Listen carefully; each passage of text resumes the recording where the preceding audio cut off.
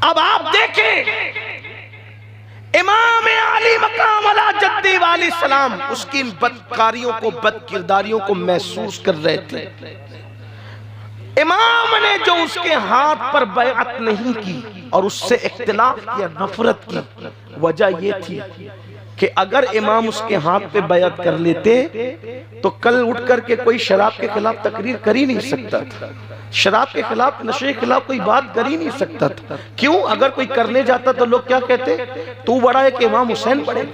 جب ایک شرابی کے ہاتھ پہ امام حسین نے بیعت کر لی تو پھر تو کون ہوتا ہے اس کے خلاف بات کرنے والا؟ لیکن میرے امام کی غیرت دیکھو، علی اکبر جیسا بیٹا دیا، ہم شبیہ پیغمبر علی اکبر جیسا بیٹا دیا، لیکن آپ نے یزید کے ہاتھ میں اپنا ہاتھ نہیں دیا. آپ نے علی اصغر جیسا 6 مہینے کا شہزادہ دیا، لیکن یزید کے ہاتھ میں اپنا ہاتھ نہیں دیا. آپ نے قاسم جیسا 19 سال کا جوان قربان کیا، لیکن یزید کے ہاتھ میں اپنا ہاتھ نہیں دیا. اب مجھے بتاؤ اے میری قوم کے جوانوں، یزید شراب پی رہا ہے اور شراب کو عام کر رہا ہے، شراب کے ماحول کو عام کر رہا ہے، نشے کو عام کر رہا ہے.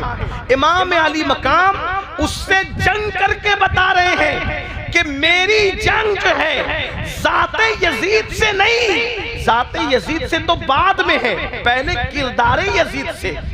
یزید کی ذات سے جنگ بعد میں، پہلے کردار یزید سے جنگ ہے. اور اب امام ہمیں سمجھا رہے ہیں اب جس کا بھی یہ کردار ہوگا اس سے میری کبھی صلح نہیں ہو سکتی، اس سے بھی میری جنگ ہے.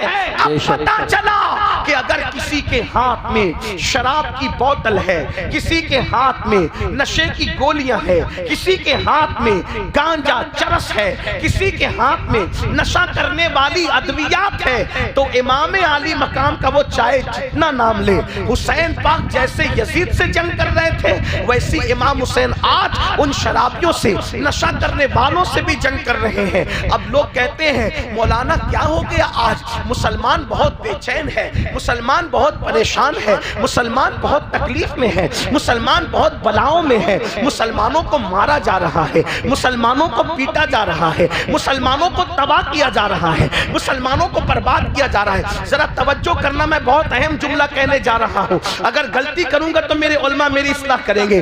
آپ کیا کہہ رہے ہیں؟ مسلمانوں کو تباہ کیا جا رہا ہے، مسلمانوں کو برباد کیا جا رہا ہے. میں کہتا ہوں تلوار کسی کی بھی نظر آ رہی ہے، وہ اس کی تلوار نہیں ہے، اصل میں مار تم پر امام حسین کی ہے.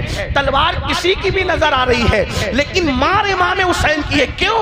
اس لیے کہ حسین نے بتا دیا کہ جس قوم کے اندر نشہ ہوگا اس سے میری جنگ ہوگی. اب امام حسین کے مقابلے میں تم کھڑے ہو گئے، اس لیے اللہ تمہیں تباہ کر رہا ہے، تمہیں برباد کر رہا ہے. آپ کیا سمجھ رہے ہو؟